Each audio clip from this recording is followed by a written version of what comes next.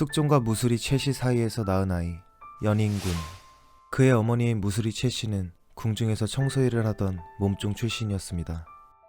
이처럼 어머니가 미천한 무수리 출신이었기에 영인군은 훗날 영조로 왕위에 올라서도 정통성에 있어 큰 콤플렉스를 지닌 왕으로 유명하죠. 이런 그에게 단 한 번도 사랑을 받지 못한 비운의 왕비가 있었으니 그녀가 바로 조선 왕실 가장 쓸쓸한 삶을 살았던 정성왕후였습니다.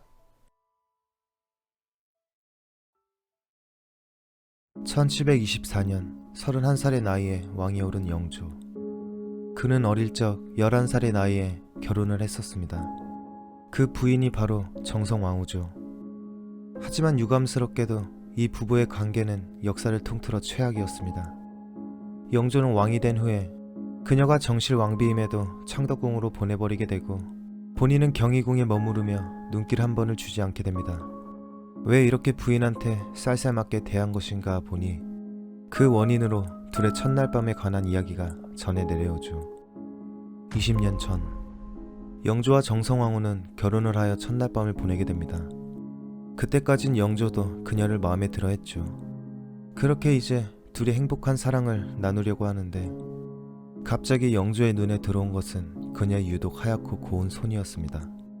그래서 어찌 그리 손이 곱냐고 감탄하며 물었더니 그녀는 대답했습니다. 고생을 하지 않아 물 한 방울 묻히지 않아서 그렇습니다. 이에 느작없이 영조는 정색을 하였고 이내 생각했습니다. 우리 엄마는 무수리 출신이라 손도 거칠고 두꺼운데 우리 엄마를 비하하는 게 분명해. 이렇게 정성왕후는 첫날 밤에 소박을 맞게 되고 이때부터 둘의 사이가 틀어졌다는 이야기죠. 물론 이는 야사이지만 정말 영조는 그녀의 침소를 한 번 들리는 날이 없었고 거의 없는 사람 취급을 하며 살아갔습니다. 당연히 둘의 사이에 자식이 없었고 그렇게 정성왕후는 긴 시간을 혼자 쓸쓸히 보내야만 했습니다. 반면에 영조는 사랑하는 후궁들이 있었습니다. 그 사이에서 자식들도 낳고 잘 지냈죠.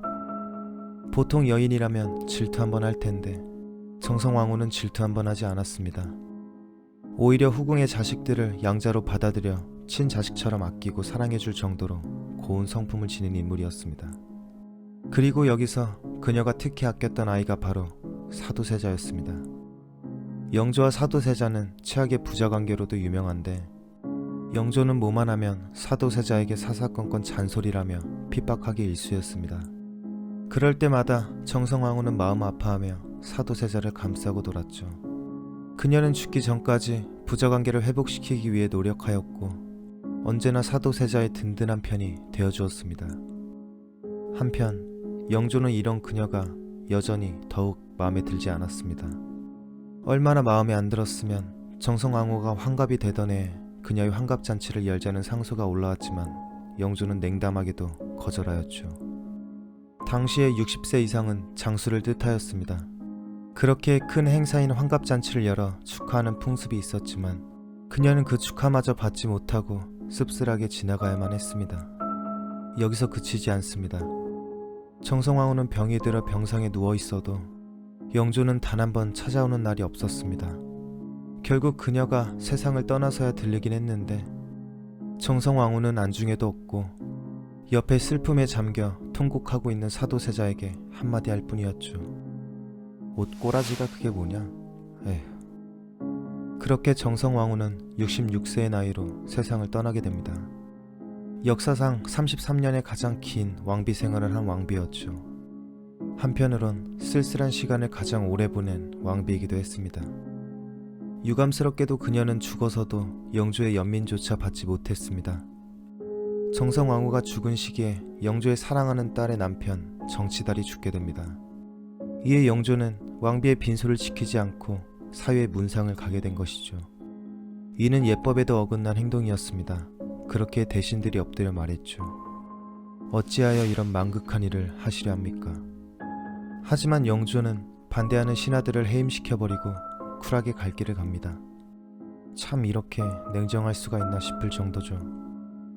영문도 모른 채 일평생을 남편의 사랑 한 번 못 받았던 정성왕후는 지금의 서울흥에 잠들게 됩니다.